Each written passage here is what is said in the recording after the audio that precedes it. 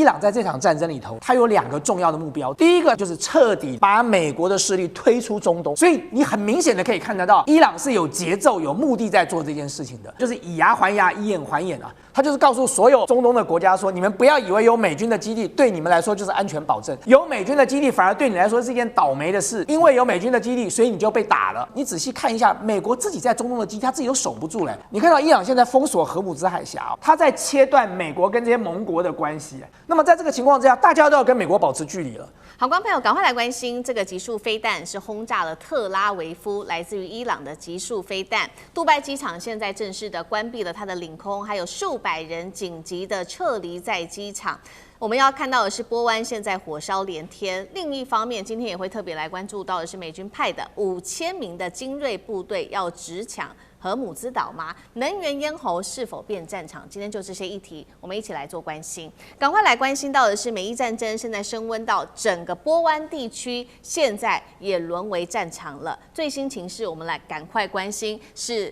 在这个伊朗的火力全开之下，飞弹无人机现在直接延烧到了波斯湾海湾国家的核心，尤其今天关心到的是杜拜国际机场旁边的燃料槽被炸，我们赶快来看一下最新的画面。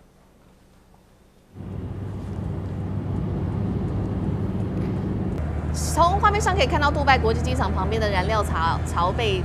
炸了之后，火烧非常的旺，气田因此停摆之外，领空也关闭了。现在根据了解，所有的航空全面都已经停飞，而且数百人紧急撤离了当地。这是来自于现场的最新画面。另外一方面，我们也来看到目前的一个最新统计，是来自于阿联的国防部，他说已经拦截了来自于伊朗的298枚弹道飞弹，包括这当中还有15枚的巡弋飞弹，1600多架的无人机，一共是造成了6死142伤的惨剧。以色列也没有好到哪里去，以色列是这样说的，他说伊朗总共是发射了300枚的弹道飞弹，而当中被发现有一半是搭载今天我们会特别来深入聊的这一种极速炸弹的弹头，直轰的就是以色列的特拉维夫。来自于美联社特别就这种极速炸弹做了一个分析，他说这种炸弹的弹头里面通常是装有数小颗的这种小型炸弹的，会在高空中直接分裂，一次就会释放成多枚的子炸弹，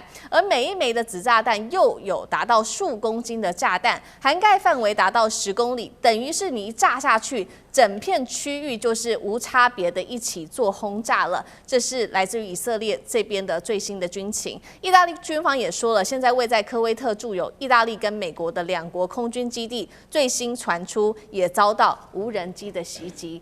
节目一开始要特别请教干哥怎么看了这一款极速飞弹，现在直轰以色列的特拉维夫，代表铁穹也开始吃力了吗？那么极速飞弹的战力跟接下来对于战情整体的影响，干哥怎么评估？好，先跟各位介绍一下什么叫极速炸弹。极速炸弹就是子母弹啊。那个用我们台湾这边来讲的话，我们台湾观众朋友可能一听到万箭弹，大家就知道这是什么东西了。所谓子母弹是什么？也就是说，它有个母弹，但它身上会有很多的小炸弹，通常用于什么？攻击机场或者重要设施。因为它如果一旦这个飞弹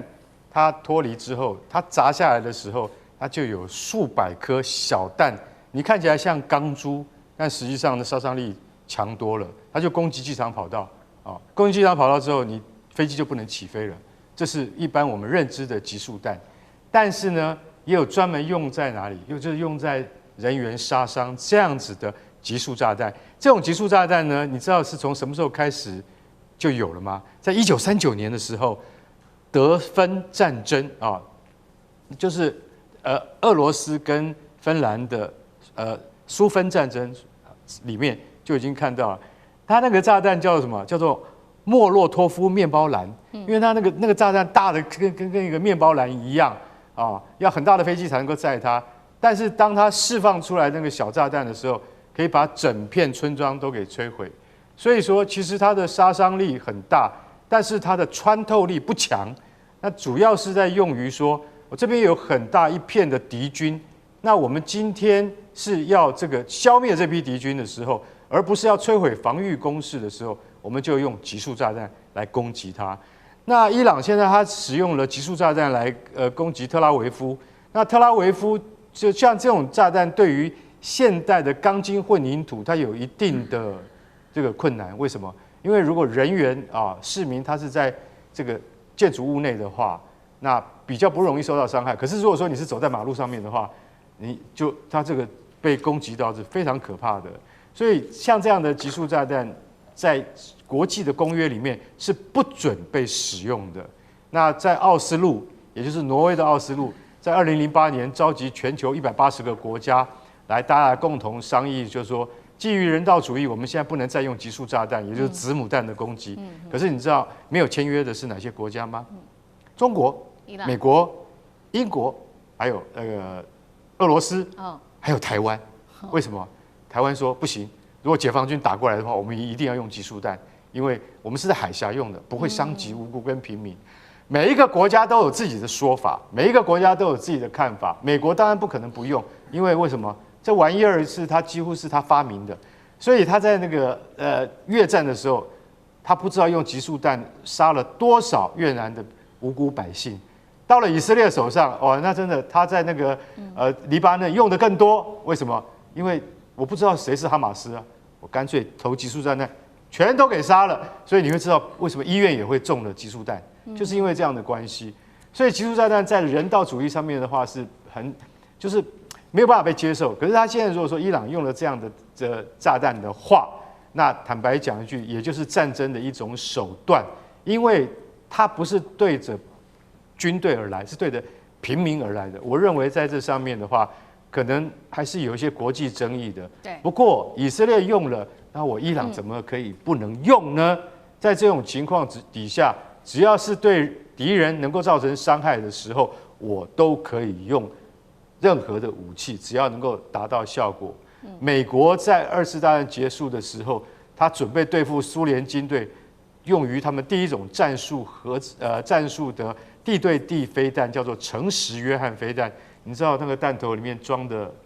子炸弹，也就是小炸弹，里面不是弹头，装的是什么？你知道？装的是沙林毒气。也就是说，一旦苏军越过易北河的时候，我就丢出集束炸弹，用沙林毒气，用毒气来杀死这些入侵的苏联部队。为什么？因为我们没有更好的方法。所以大家都知道，在战争底下会采取更多极端手段，这就是其中之一。可是如果说以色列在跟美国的这个联合军事行动再不赶快结束的话，你会逼到狗急跳墙，让伊朗发射更多像这样子的集束炸弹的话，那死亡的是平民，而不是真正发动战争的那些原罪的人。所以我觉得基于人道主义，美国还是要好好考虑这件事情。好，现在伊朗目前是频频的用这种集束的飞弹来攻击以色列，让他的铁穹已经几乎是守不住了。那这一波攻击除了往以色列之外，包括了刚刚我们特别提到的战火已经外溢到了这个波湾国家，包括了杜拜机场旁边的这些油槽也受到了波及。现在等于中东战争是区域全面开打，美国也保护不了这些波湾国家的安全的意思吗？委员怎么看？对，这战争刚开始的时候啊，外界都一直评估说，伊朗因为指挥体系被歼灭，所以呢，现在陷入了这个各自为战的一个状态。但是随着这个战争持续的发展，你就会发现，伊朗准备了这场战争，准备了30年了。就他所有的剧本，在这30年间，经过了反复的沙盘推演，做了无数次的这个兵推，然后这个剧本在此时此刻终于端上台面了。所以我们会发现说，他可以很巧妙的用去中心化的指挥系统，让他的这个部队按照剧本来进行攻击哦。那么尽管没有中央的指挥体系，每一个部队仍然可以按照当时所做的剧本来进行这个战争的部署哦。那么很明显的哦，就以这个伊朗在这场战争里头，他有2个重要的目标来针对美国。第一个，他希望达成的目的就是彻底的把美国的势力推出中东。波斯湾就是美国从此的势力要离开波斯湾。你想想看，对伊朗来说，他现在面对的是一个灭国之战哦，他付出这么庞大的代价，他要求所得到的回报必然是相当要有对等的。所以呢，他现在在做的打击中东美军的基地所做的不就是这个吗？他就是告诉所有中东的国家说，你们不要以为有美军的基地对你们来说就是安全保证，有美军的基地反而对你来说是一件倒霉的事，因为有美军的基地，所以你就被打了哦。那么这场战争之后呢，你仔细看一下，美国自己在中东的基地，他自己都守不住嘞。像他在苏丹的那个王子空军基地，他整个防空体系就已经被摧毁了，美国连自己的空军人马都撤走了，就是因为那个基地没有办法了，没有防空体系了。所以呢，对美军来讲，这场战争不管打多久，一旦结束之后，美国马上要面临的是：第一，他要重建他在中东地区的这些军事基地；第二，他马上要面对的是中东这些国家还要不要让他把军事基地放在那里。所以你很明显的可以看得到，伊朗是有节奏、有目的在做这件事情的。而且第二件事情哦，你看到伊朗现在封锁荷姆兹海峡哦，其实伊朗并没有布雷哦，它只是选择性的封锁。它选择性封锁是什么呢？它在切断美国跟这些盟国的关系，因为他做了这样的事情之后，所有的这个西方国家、所有的亚洲国家都要想了，我在这个时候要跟美国这个建立什么样的一个关系呢？我要保住我自己的船舰，我运输不管是化学肥料或者是这个石油的船能够通过荷姆兹海峡。那么在这个情况之下，大家都要跟美国保持距离了。所以其实不难看得出来哦，就今天他不管是面对这个中东的美军基地来进行攻击哦，针对中东的这个美国大使馆哦，或者相关的一些设施来进行打击，他现在在做的就是以牙还牙，以眼还眼啊！就你打我银行，我就打你银行了；你炸我军事基地，我就炸你军事基地哦，大家有来有往哦。但是这一切其实都是有节奏的，它不是乱打的。所以很多人以为说一开始是乱打一通，但事实上当打到了这个到目前为止，我相信大家都可以看得出来，他已经在有一套剧本了。不管是打击美军的这个中东的这些相关的设施，或者是选择性封锁荷姆兹海峡，它只有一个目的，就是要彻底的把美国势力推出这个波斯湾。他要做的就是要把美国跟盟邦的关系做一个彻底的切割嘛。好，对，没错，伊朗要把美国的势力完全的推出去。那其中一个方法，刚刚委员特别提到，就是荷姆兹海峡现在是关键了，因为呢，其实美国也想要掌握荷姆兹海峡，所以最新是来自于美国国防部长的动作，已经派出了5000名的海军陆战队2栖部队哦，去夺的就是荷姆兹海峡的3座关键岛屿，说是为了夺岛。那伊朗看到了这些动作，也早就已经开始布局了。革命卫队在包括了大通布岛、小通布岛、阿布穆沙岛部署了新型导弹，呛瞎说我会直接把周边所有基地、船只、资产都是伊朗的打击目标，等于是美伊正面迎战了吗？上次哥怎么看？好，现在其实从2月28号我生日那一天开始，美伊战争打到现在，已经超过3个礼拜，27天。那特别是大家令人惊讶的这个伊朗本身的这个反击能力，已经超过了50几波的这个攻击。所以伊朗，而且现在看起来他们的导弹包括它火炮打不完，而且联动周边的这些包括胡塞、包括真主党一起在进行。所以大家其实在关切的是美国方面的接下来的军事阶段的转变是什么呢？其实全世界就在看现在会不会所谓它的 ground troop 会打地面部队地面作战。那么地面作战这件事情其实是非常非常严重、非常非常慎重的。全世界现在所有媒体都在深度的讨论美国川普会不会做这样的决定。但在此之前，大家所要看的这个新的指标，就是现在提到的，美国从日本跟韩国亚洲地区抽调了5000名的特种部队当中的精英的兵力，而且都有2栖作战能力。那2栖作战能力，其实在我们观察，其实不只是这3座岛屿哦，荷姆兹海峡，而是在于它是不是整个接下来所谓美国地面部队要真正的介入，要踏入伊朗土地的这个最前哨的指标。也就是说，如果真的美国决定像现在，但是美国现在无论是他们方面，包括川普放话这些东西，都有时候很虚无，你也搞不到真正会做。而且荷姆兹海峡这件事情也不是美国军力在主导这件事情，甚至我们看美军基本上还是回避去直接介入荷姆兹海峡，这使得川普这一阵子都要求全世界，包括中国在内的一起大家来解决荷姆兹海峡能源问题。所以，在美军到底会不会这么做？还是放话本身，像现在有两艘2栖突击舰载着这个5000多名从亚洲过来的部分，你的川普，你觉得伊朗没有在瞄准这2部舰队吗？这2部舰队即将要攻这所谓3个小岛，现在是就战略上的思路，没有错。荷姆斯海峡我们都知道33公里宽，但它实际有很多暗礁，能走的水域大概就2-3公里，大家集中在这里走。也就是你现在如果要2栖突击舰，你要攻这3座岛屿，你也要在进入这个窄小的轨道，虽然没有错啦，你可以先打火炮，但同样的，伊朗就是在这3座岛屿当中，不只是布满火炮。最近的火炮布很久了，最近的状况，他们连导弹都放上去了，就可以打你的船舰，连航空母舰都可以打了，更不要说你的2栖突击舰。所以我认为现在的这个对峙放话来讲，我们听到的部分还是要谨慎判断。也就是说，荷姆斯海峡对于川普、对于美伊战争来说，现在是掐住全世界喉咙，让美国跟川普更能声望跌落的，包括物价、通膨上涨，非常非常大的关键。但是这个突围本身没有错，美军的强大的能力硬要拿，当然拿得下来，哇！但是要付出多少代价呢？现在包括伊朗有没有坐在那边给你攻下来？他们甚至说不定你的船舰靠近之前，这5000名的美军他就炸你了。所以现在这个状况的对峙，但荷姆斯海峡的接下来状况是观察美军会不会真正的川普下定决心，地面部队要攻击伊朗本土的一个指标性的观察点。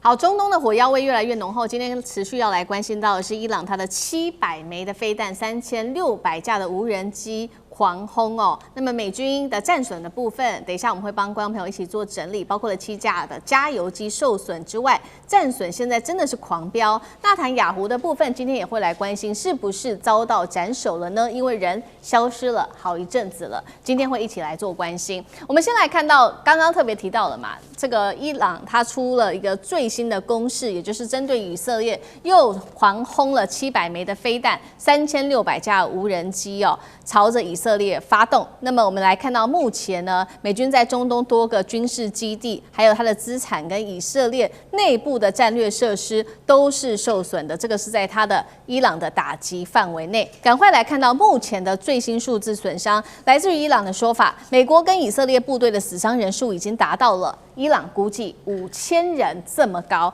但是我们来看到美国国防部最新给的数字是13名的美军士兵阵亡，140名的士兵受伤，当中8个人是伤势最为严重的，这个是在这个军人的损伤。那么我们来看到军事武器上面也有哪些的损伤呢？主要的都是这些美军的核心的战略装备，现在开始出现了重大的损失。首先我们要来看到的是一架的 KC-135空中加油机在伊拉克的西部坠毁，机上6人全部丧生。另外一个就是在沙烏地阿拉伯的空军基地了，5架的美军空中加油机一样是遭到攻击之后受损。以色列呢，以色列方面也撑不住了，原因就是因为真主党对以色列狂轰，总共是200枚的火箭、20架的无人机。那么伊朗革命卫队甚至说，以色列总理纳坦雅胡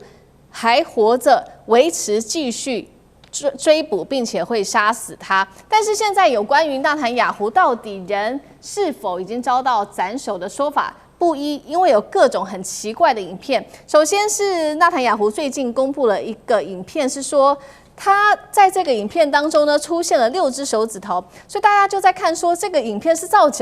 假的吧？是否是 AI 做成的？再来，今天又有一个最新的影片，是纳坦雅胡他人在一间咖啡厅前面手握着一个咖啡杯，但是呢，他的这个指头上面第4根手指头还有一个戒指，但是在这个画面上拍摄的时候，这个戒指的高度一直不断的移动，所以呢，网友就说这个也是 AI 所制作成的影片吧？还有咖啡厅的时间。现在看起来也都跟不上，对不上，到底是怎么一回事？好，所以节目一开始，我们先请教委员有关于死伤的。伊朗说美军死伤5000人，美方只承认13死140伤，数字怎么会有这么大的落差？再来就是美军的空军的加油机近期频频的受挫，代表伊朗找出美军的最弱点了吗？委员怎么看？从俄乌战争，我们得到一个很有趣的结论哈，敌对双方一定会夸大对方的损失，然后这个隐藏自己的损失，这很正常的哈。那伊朗革命卫队说，美国、以色列的部队死伤人数有5000人，如果包括以色列部队，不晓得，因为以色列也没有提到他哪些部队被攻击到，因为他并没有这个真正的部队进入伊朗，那有损伤应该是在黎巴嫩的这些地面跟部队吧。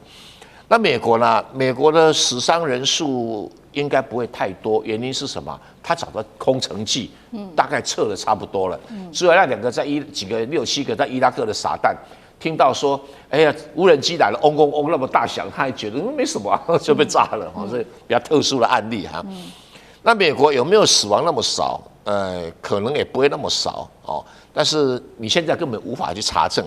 但是这个不影响双方面的战力，这一点不影响，完全不影响哈。那你说美国的中东的军事基地，这个被炸，那个被炸，好像军事资产赔很多，这一点钱对美国还 OK 啦。但是以色列的战略的设施到底损失多少，并没有可验证的资料哈。所以我们可能再看一下。那美军啊，有所谓的6架受损，1架受损，对美国是没有影响。大家可能不晓得，美国的空中加油机有多少？560架，所以这一点对美国还不构成为难，因为全世界哈，这个空中加油机现在看起来，美国有560架，中国有30架，俄罗斯20架，日本10架，大概是这样的比例，所以7架还好，就是那其他的所谓的真主党啦，等等啦，这个。这纳坦雅胡有没有活着或有没有死，我不太确定。不过纳坦雅胡也应该准备去当无缝啊，比较实际啊。我这样讲川普、纳坦雅胡啊，跟那个伊朗的领导人，不管哪一个，都是疯子，都是疯子。那既然疯子跟疯子打架，我们就看热闹就好了。好，这是有关于纳坦雅胡至今到底他的生死，杨老师又如何看？那另外就是川普也放话，他说伊朗的最高领袖穆吉塔巴可能已经死了。现在看起来好像双方已经进入到心理战了嘛？杨老师怎么看？战争的时候，这种心理战或者是宣传战，这也是战争的一个重要的环节嘛，影响士气啊，影响国际上的支持啊、判断啊，最重要。它也影响股市跟投资嘛，因为这个战争它又牵扯到的是石油跟经济。当然我们现在看到在西方社会美国大概在这种宣传跟我们讲 propaganda 或者是 narrative 一个是比较听起来负面一点，另外一个是一种论述的建构。美国似乎已经不是完全主导了，也就是说他自己对于战争的这种叙事大概。他的盟邦国家已经不太买单了，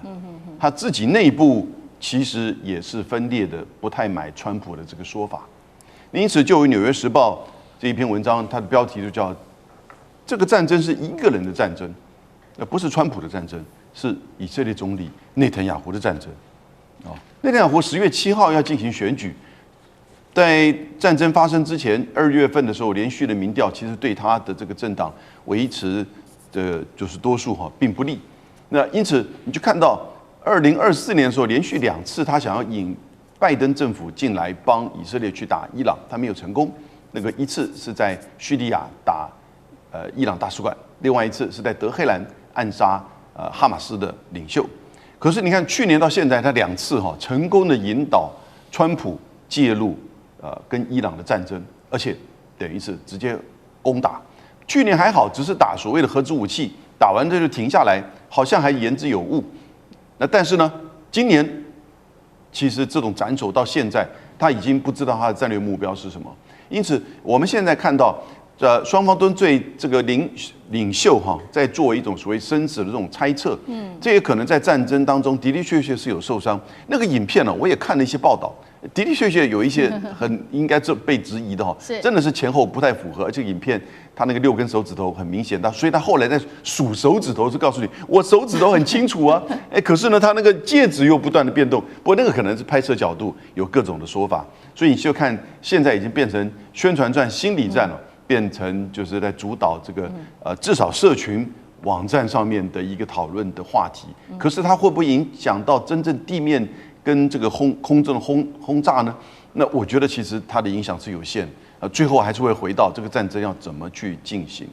好，那舰长又如何看这一次这个伊朗它的攻势呢？因为我们刚刚说了嘛，它打到美军基地，打到了驻外使馆，打到以色列各个城市等等。如果我们来看纳坦雅胡的在咖啡厅的那张照片的话，我们就会发现一件事情，那也就是它是后面有一个看板是用希伯来文写的。因为我们大家对于希伯来文都不太了解，可是呢，就有网友把所有希伯来文的字母排在旁边，发现那些字不是希伯来文。那也就是说，除了我们刚刚讲的介质有位置有问题之外，那另外一个也就是希伯来文的部分了。那另外我们讲到说，其实现在已经开始不断外溢哦。我们现在看到这张照片，其实是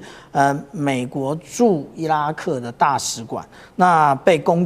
被无人机攻击的照片啊。那但是呢，我们赫然发现啊，原来美国驻伊拉克大使馆的顶楼上面是有雷达的。这个是 Saab 公司的 Giraffe X1 的这个雷达，也就是这一种小型的雷达，它150公斤，那它在4公里之内的所有的小型目标，它都可以侦测到。所以美国早就已经预警说，未来在中东它要遇到的问题未必只是弹道飞弹而已。可能他要遇到的是更多的这个无人机。那现在是不是已经变成一种不对称的战争呢？是啊，为什么我们这么说？我们看到美国的中央司令部它不断的公布，例如说像这一种可以发射鱼雷或者是飞弹的小艇，还有水雷的这种小艇，那它都使用各种的飞弹进行攻击。可是你觉得它的价格是对称的吗？是不对称的。那也就是如此，然后而且呢，它这一种小艇到底有多少艘嘞？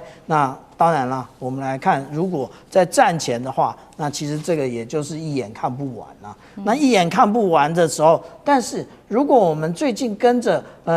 伊朗的视角来看的话，它其实这同样的这种小艇，它也已经有一部分放在它的一个地下掩体里面。而且我们看到这个圆圆的，这个是什么？这个就是水雷啊。那但是我们没有看到我们之前讲到那种 AI 的电动水雷啊。那个我们接下来讲说啊，为什么这一场战争其实也等于就是俄乌战争的一个遗绪，也就是当时不注重俄乌战争战场的一个形态的改变的国家，现在就在吃大亏，那个就是美国。他一直认为这种精准武器很好用，但是精准武器实际上来讲非常昂贵。那现在为什么他在中东打得那么准？是因为他也没办法反击。我们看一下啊，有关于这一个沙烏地阿拉伯他们对于现在这场战争的看法是什么？是美国把所有的飞弹通通集中在以色列。为什么集中在以色列？其实真正的问题就在于飞弹是有限的。那可是对于这一种无人机，就是我们刚刚讲到的见证者136，或者是刚刚的那种布雷的，或者是我那种布雷的小艇，它也可以变成一种无人的水面艇，然后直接去撞击，其实那个造成的破坏更大。所以我们讲说，现在的战争如果用以前的装备的话，其实可能就要吃大亏了。好，观众朋友，今天节目一开始特别要来关心到的是，因为呢，最近传出了非常多美军伤亡的数字。那么我们在最新的数字，现在统计又再添13人阵亡了。这个数字让川普也是吓了一跳。当然，川普在这个时候还是持续喊美国赢了。那么伊朗的部分则是出动了最强飞弹，狂轰美军基地。这场战事正在持续的升温当中。我们要赶快来看到这个是川普他最新又在对外喊话说美国赢了，但是呢，我们来看到数字并不是这样说话的。我们来看到这是来自于这个伊拉克的武装团体伊斯兰抵抗组织特别公布了美军的最新伤亡数字。他说对美军基地进行了31次的袭击，最新数字再添13名美军阵亡，数十人受伤。除了这个消息之外，我们还收到了一个最新消息，是在伊朗1日的时候清晨对美军驻科威特基地发动了这一场无人机袭击，伤亡程度远超过先前公布的资讯。除了造成6名美军的殉职之外，还有数十人也遭到了重挫，伤势非常的严重，包括了脑部的创伤、灼伤，还有炮弹炸开瞬间造成的破片伤，至少1名士兵可能面临截肢，这是我们收到的最新消息。而另外一方面，我们来看到伊朗持续的展开行动，真实承诺4已经好几回合了，数十回合。现在最新的一次是在1日这一天，飞弹跟无人机持续的锁定美军在中东的军事设施，使用的是4款他们的飞弹，全部一起出马了。这当中包括了霍拉姆沙赫尔、加德尔系列、埃马德中程跟海巴尔高超音速导弹等等。《纽约时报》最新的报道说，这一次的攻击从卫星图像来看，至少造成了17处美军的设施都遭到破坏，当中知名的包括卡达、乌代德空军基地、科威特萨利姆空军基地等等。伊朗现在甚至改变战术了，他们避开了美军最强防御区域，开始改攻的是他们的后勤设施、雷达跟补给节点，用不对称战术，逐渐要来慢慢的削弱美军的军力。川普这时候喊说赢了，伤亡数字却不断的暴增，川普还说胜利了，那胜利的点在哪里？将军怎么看？第一个军事作战，如果要说赢的话，最起码要有2个目标哈。第一个，按照西方兵圣克劳塞维兹所讲的，要屈服敌人的战斗意志。我们看第2次世界大战，包括日本的无条件投降，还有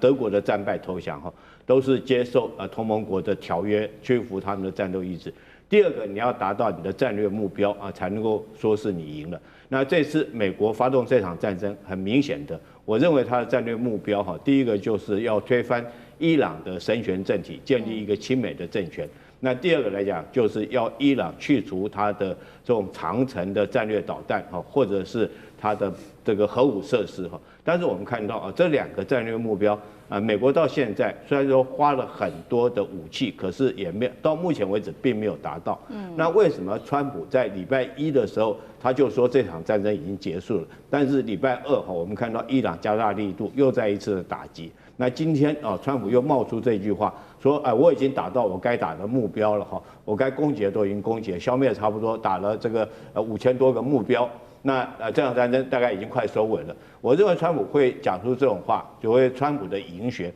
大概不外几个原因。第一个，他认为自己这个美军的伤亡对他造成很大的影响，对，因为美军的伤亡其实对美国来讲会影响到整个这个民心士气甚至于会激发起反战的情绪。我们从越战还有这个阿富汗战争都可以看得到这个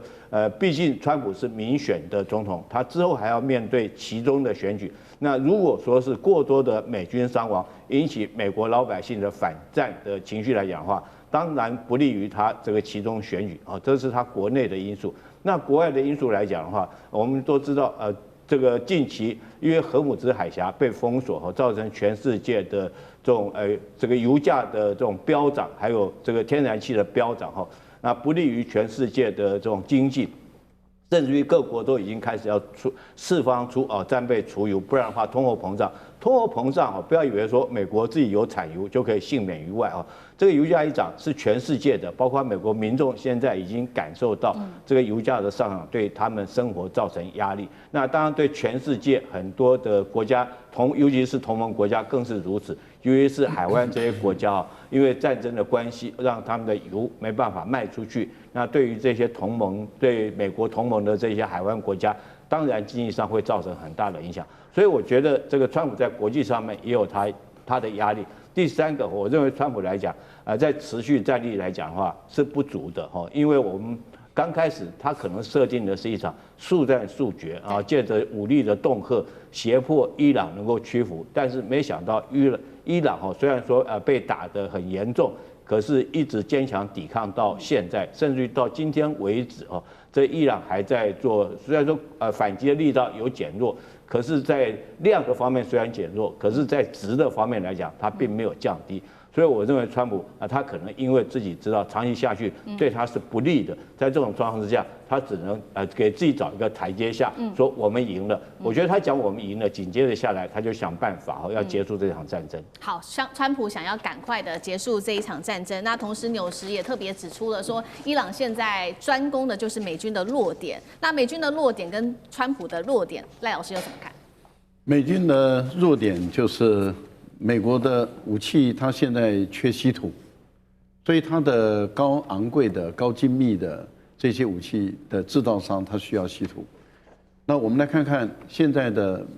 伊朗的打法，它首先前一段时间的第一波的打法，它基本上消耗的是它旧的液态燃料的这些导弹，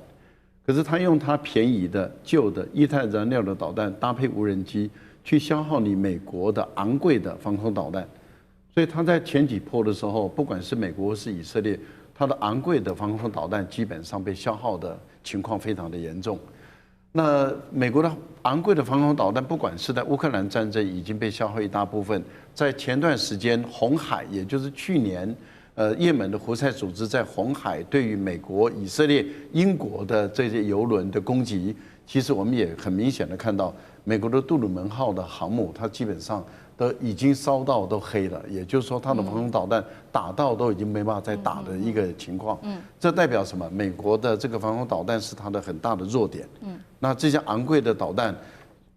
被消耗很大一部分的时候，都要挖东墙补西墙，要从韩国的这个萨德系统把这个6个导弹车都拉过去，那就是代表什么？代表美国它基本上来讲已经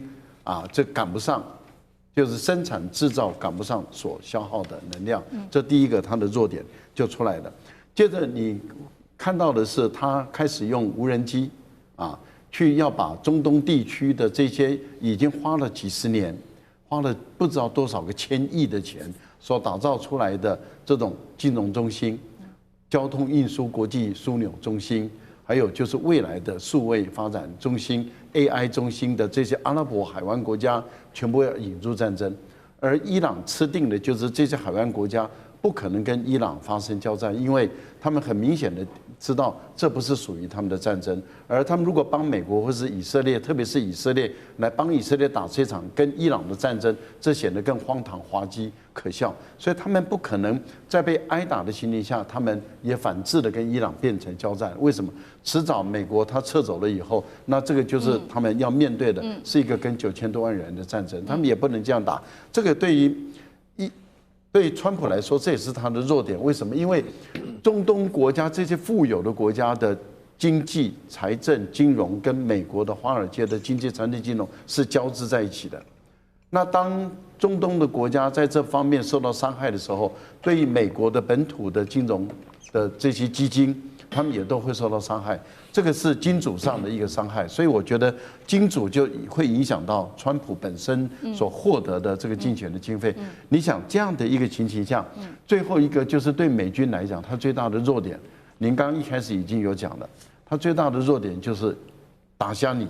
打聋你，让你看不见、听不到。那这个部分里面，美国的军队因为并不是出动地面部队，所以它的海军、空军都是要有基地作为定点的。那你看，伊朗就专门打你定点，那专门打你定点，那这个对美国来说的话，也是不胜其扰的。也就是为什么它的伤亡人数会一直不断的增加。我想这个美国的弱点，事实上被伊朗看得很清楚，伊朗就专门打你美国弱点打。好，我们看到现在美国面临各方的压力，那川普想要停战，但是呢，以色列现在又最新宣布了，是不是以色列不想停呢？因为他说将投入数百亿美元的预算要来持续打伊朗。那美国现在也有最新的动作，最敏感的时刻，他派出称为叫做末日飞机的16B 空中指挥机前往中东，要维持核指挥的系统。两件事情，第一个是战争是否走向核危机，那还有这个末日飞机透露了什么讯号？第二件事情，川普会不会自己先撤，丢下以色列？委员怎么看？美国有4架末日飞机啊，2架16B，另外2架14B。14B 的叫 Night Watch， 我们翻译成夜视。那这个16B 啊，它的名字叫 Mercury， 就水银号。那水银号啊，这个不是前往中东啦，飞行方向好像是中东，没有到中东去哈，因为中东没有任何基地或机场出现它的影子，它只是起飞的时候被拍到。那这一款这个空中的末日飞机啊，是核战用的。可是在美国有一个制度性，就是说只要有这个战斗机啊，超过100架作战，不管在哪个地方，他就会把这个末日飞机拿来演习一下啊，平常训练一下哈。所以这只是一个例行性的演习，并没有表示说美国真的要在中东动用核子武器，没有。因为正确的说来讲的话，哈，全世界的战略大师只有一个人，叫普丁，其他人都只能够帮他端盘子、提鞋子，而川普可能连提鞋子都不够。你看普丁一开始就怎么做？一开始就说：“哦，你敢介入的话，我就动用核子武器。”啊，所以他的末日飞机也起飞啊，就演习给你看，核演习给你看啊。北约国家跟美国都吓死了，不敢赌。不敢赌的原因是不敢为乌克兰赌，正确的来讲这样子啊，乌克兰还没有重要到要去赌核子武器的地步。一样道理啊，你这一场中东战争不可能升级到核战嘛。虽然前段时间这个我跟厉将军有同样的忧虑，美国没事干嘛旁边周边国家全部撤退啊？你到底干嘛啊？他连埃及的都撤，对，连埃及都撤啊！这个显然太不平常了。可是后来我看一看，他完全没有这方面的部署跟动作啊。那你没有要动用核武器的话，你就没有谈判的筹码。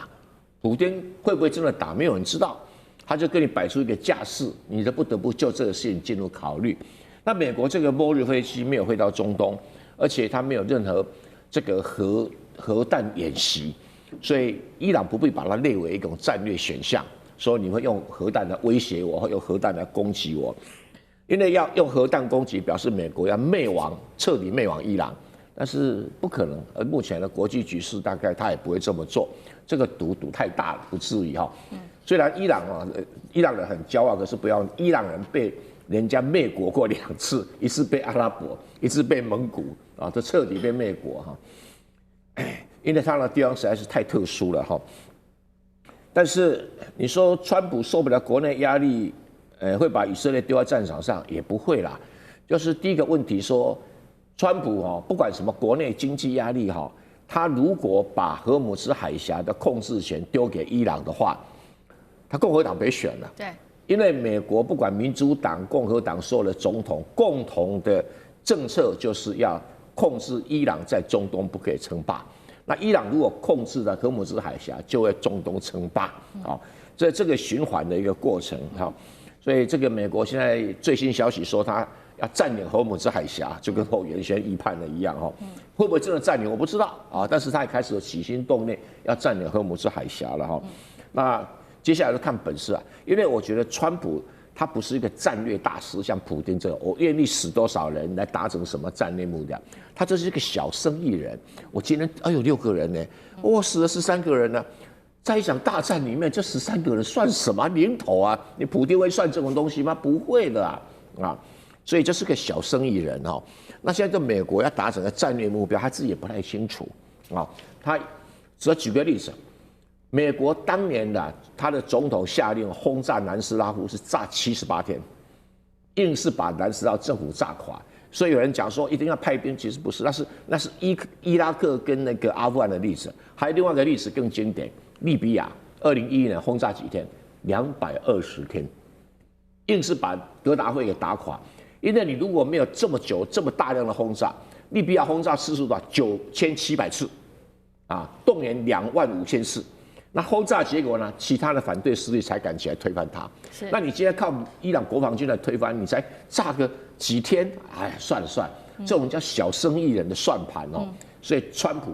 根本不是那种美国历史上那种有战略眼光的总统，比普丁差太远了。好，那另外一方面，难道现在是伊朗主要在掌握目前的战场节奏吗？因为最新他也提出了3个停战的条件，是终于提出来了。除了提出3个停战条件之外，他是否在暗中暗示说这背后还有中俄在帮助他呢？因为呢，伊朗总统最新对外宣告说，他有跟俄罗斯，还有另外一个是中国大陆的。关系密切的巴基斯坦通话，那他也提出了3个停战条件，包括第一个要承认伊朗它的合法的权利，第2个美国跟以色列你要支付赔偿金，最后一个是国际社会要提供安全的保障。所以现在目前战场看起来，难道是伊朗在主导吗？这背后伊朗它是否在暗示有中俄的力量在这后面？杨老师怎么看？这个战争，川普当然还是强调是他决定嘛但是他决定之前，他可能会跟以色列商量。那然后呢，也大概会跟他的金主，也就是要看那个油价或者是股市的线的变化。然后呢，同时他当然也要看伊朗这边跟美国的对抗达到了什么程度。所以你说最后还是谁决定呢？如果真的还是川普决定的话，但是真正影响他的还是伊朗、油价，还有以色列。以色列现在看起来很强硬又觉得这是一个难得的机会，所以绝对不愿意退让。尤其内塔尼亚胡还跟他的自己本身政权的稳定跟维护有关系。那伊朗现在提出就是佩泽斯基安这总统提出来3个，就简单的说，他就是要你道歉，赔偿，保证，美国怎么可能做得到？所以我觉得短期内根本不可能会有那种美国跟伊朗在谈判桌面前坐下来的这种机会。那伊朗现在也强调，我就是跟你打这个不对称的消耗战。对。那什么叫不对称？它不只是武器的不对称，它也在地缘跟地理上的不对称。武器指的是它就是透过它的无人机跟弹道飞弹，不只是针对以色列美军基地、海湾各国呢，尤其是在威胁赫姆兹海峡。那地理上呢，就是赫姆兹海峡的这个地缘位置，最短最窄的地方只有33公里，另外一边全部都是伊朗，所以呢，昨天有4艘，就是一直到今天为止，有英国、日本、赖比瑞亚等国的这些油轮泰国就被炸。对，那泰国的那艘油轮还烧起来，那个照片传遍全球，所以今天你看到油价、股价就开始在波动，所以大概。然后呢 ，IEA 就是要求大家就释放这个战备储油，美国已经释放了4成，1.7亿桶，大概都可以维持1个月到1个半月。所以我们现在看战争哦，看就是3月底以前，那如果3月底以后还在持续，那这个事情就会变得更严重，因为就要释放更多的战备储油。那这个时候呢，油价的变化以及以色列的压力，以色列持续还会有被轰炸的压力，对川普就会产生很大的影响。至于中俄有没有影响，我觉得到现在为止，都没有任何的媒体报道，就是显现出中国大陆有提供援助。可是俄罗斯可能在开战的时候或者过程当中有提供一些这个定位啊，以及在这个某一些上面的支持。你看到俄罗斯的总统普丁已经跟佩泽斯基安有通电话，那这样子的一个想要去重回这个地缘政治的影响，这个当然是普丁当中打的是盘算。